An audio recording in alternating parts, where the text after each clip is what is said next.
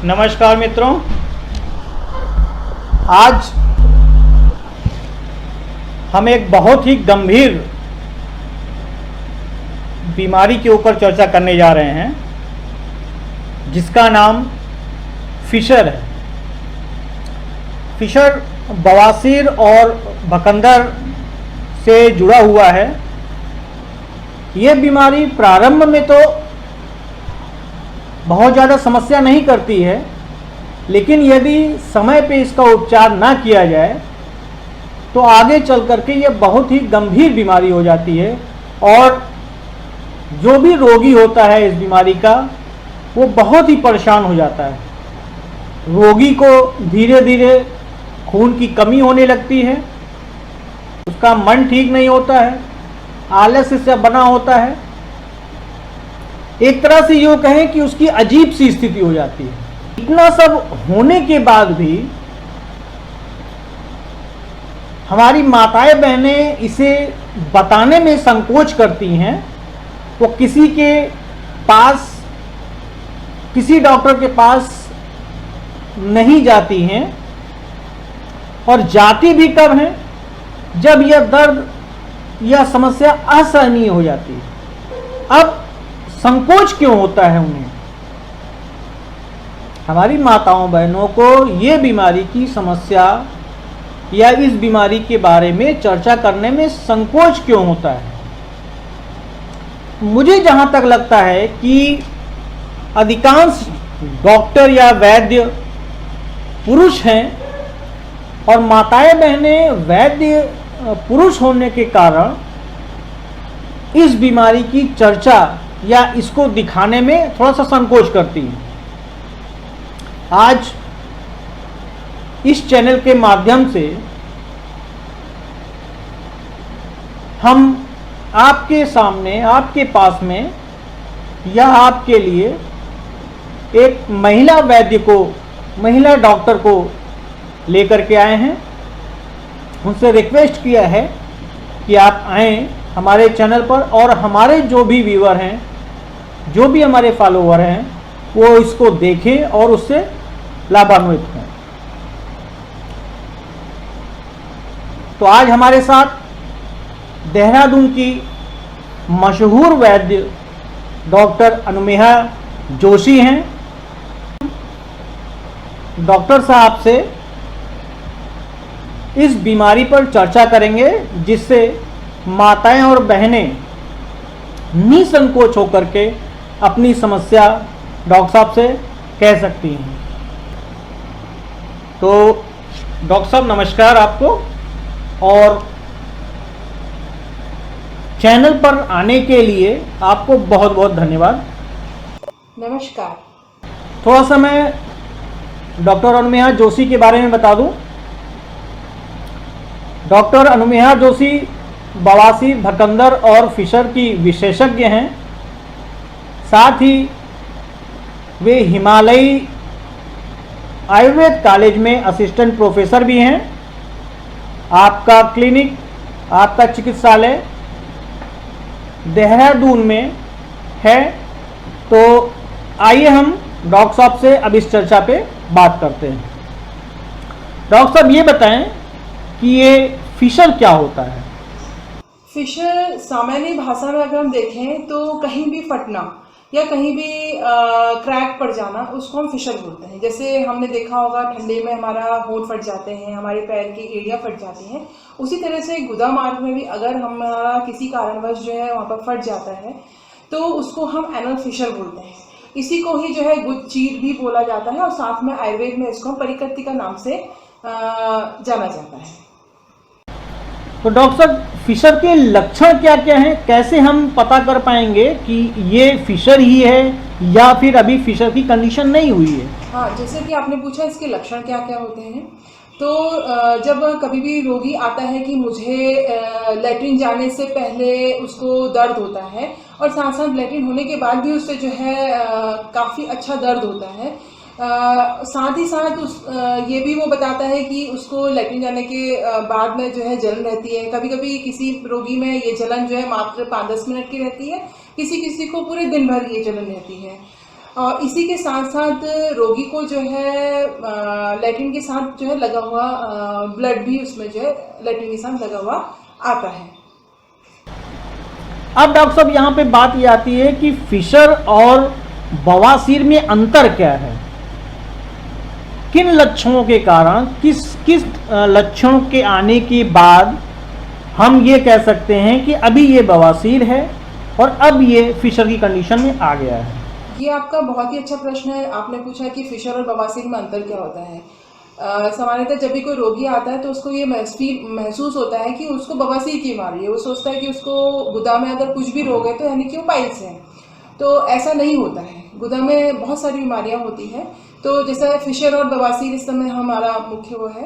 तो फिशर में हमें सबसे अधिक दर्द होता है। दर्द के साथ जब पेशेंट आता है कि स्टूल जाने से पहले और स्टूल जाने के बाद में उसे दर्द का एहसास होता है, साथ ही में उसको जलन होती है और कहीं कहीं जो है आपको, जैसा कि मैंने अभी बताया कि जो है मल के साथ साथ उसमें ब्लड आता है। तो ये फिशर के जो है मेन आपके लक्षण होते हैं। इसी तरह से अगर हम अर्श को देखें, अर्श यानी कि पाइल्स में देखें, तो इसमें जो है क्या होता है कि जो गुदा होता है, गुदा के जो चारों तरफ की जो उसकी अंदर की स्किन होती है और बाहर की जो लेयर होती है, यहाँ पर ये फूल जाता है।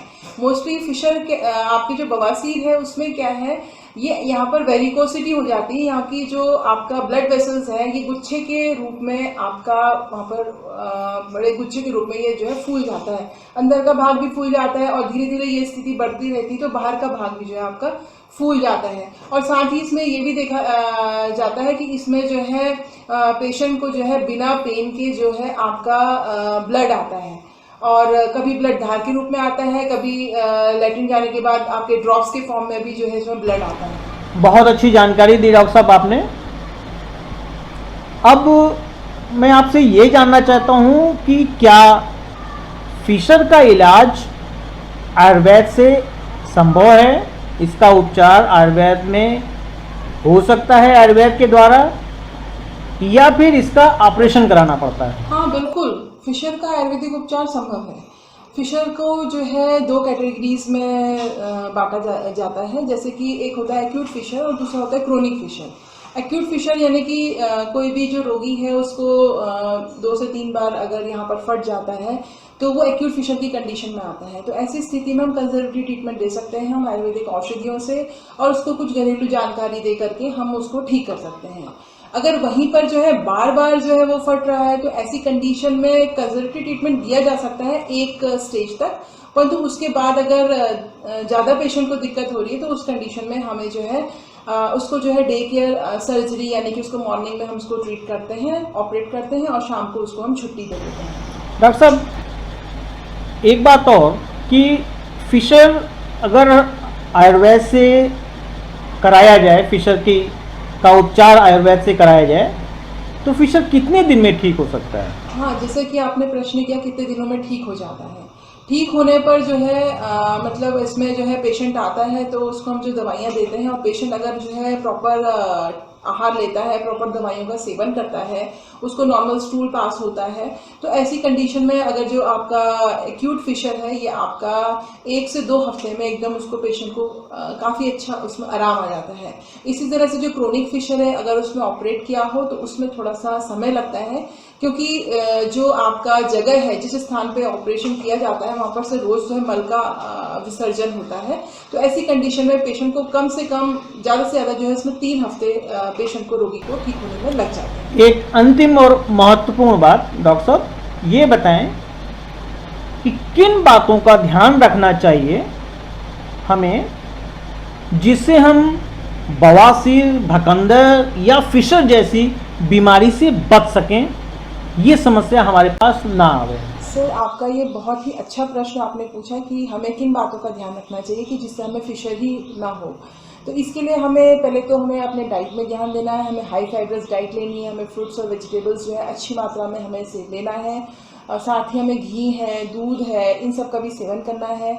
और रात में हमें मुनक्के जरूर हमें खाने चाहिए, कम से कम 5 से 6 मुनक्के रात में सोने से पहले हमें डेली लेनी चाहिए। लीवर फंक्शन स्ट्रांग होता है, इससे हमारा मल जो है हम अच्छे प्रकार से हमारा शौच होता है। साथ ही पानी का इंटेक जितनी प्यास है हमें उतना लेना चाहिए। विहार में हमें जो है सवेरे मॉर्निंग में सूर्य उगने से पहले ही हमें मॉर्निंग में उठना चाहिए, क्योंकि उस समय हमारा पेरिस्टाल्टिक मूवमेंट बहुत अच्छा होता है। इससे हमारी सांस की प्रक्रिया जो होती है वो अच्छी होती है। साथ में हम योग अभ्यास और कुछ एक्सरसाइज भी हमें डेली नियम रूप से करनी चाहिए।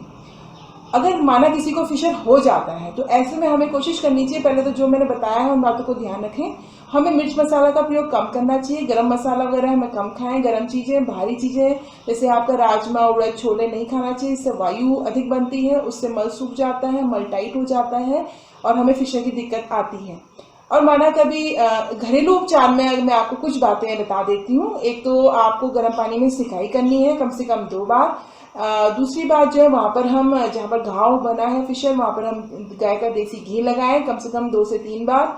और साथ ही जो है हम इसमें रात में खाना खाने से पहले हमें घी में भुना हुआ त्रिफला जरूर खाना चाहिए, जिससे कि हमारा मल हमारा ढंग से साफ हो सके। धन्यवाद डॉक्टर अनमेहा जोशी जी, आपका बहुत बहुत धन्यवाद इस चैनल पर आने के लिए। आपको आपके इतनी आप द्वारा इतनी महत्वपूर्ण जानकारी दी गई है, जिससे हमारे जो भी व्यूअर हैं उनको बहुत फायदा होगा। आपका बहुत बहुत धन्यवाद। नमस्कार।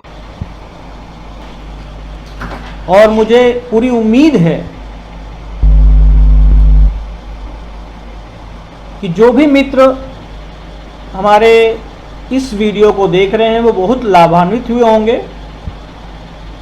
यदि आप या आपका कोई भी परिचित इस बीमारी से ग्रसित है, परेशान है, संकोच कर रहा है, तो वे ऐसे रोगी ये जो नंबर दिया गया है, इस नंबर मोबाइल नंबर पे निसंकोच होकर के डॉक्टर साहब से बात कर सकते हैं और अपनी समस्या को लिखकर व्हाट्सएप के द्वारा डॉक्टर साहब को भेज भी सकते हैं। डॉक्टर साहब पूरी तरह से आपकी सहायता करेंगे। और यदि आप देहरादून जा सकते हो तो बहुत अच्छी बात है, देहरादून में जाएं।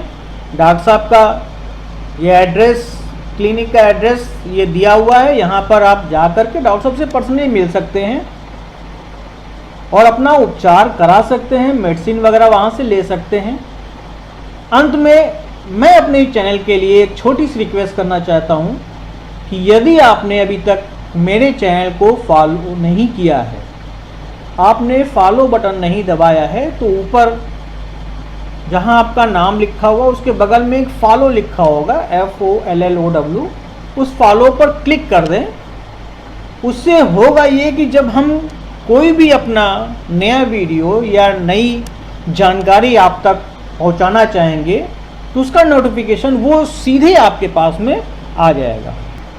और यदि आपको ये बातचीत बहुत ही पसंद आई हो तो एक बार लाइक भी अवश्य कर दीजिएगा। बहुत बहुत धन्यवाद।